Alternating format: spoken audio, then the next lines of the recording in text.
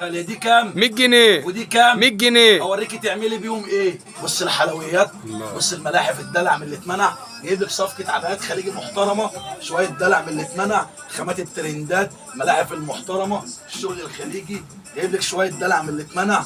بص الحلويات عامل ازاي، جايب لك شويه ملاحف خليجي، خامه المغسول الاماراتي، وجايب لك الترندات، وجايب لك شويه عبايات خليجي 2025 نيو كوليكشن، شويه دلع وشويه حلويات. بص الالوانات عامله ازاي، بص الترندات عامله ازاي، جايب لك الملاحف اللي بتتباع بره ب 2000 جنيه وب 1800 جنيه، هفرجك تعملي بيهم ايه.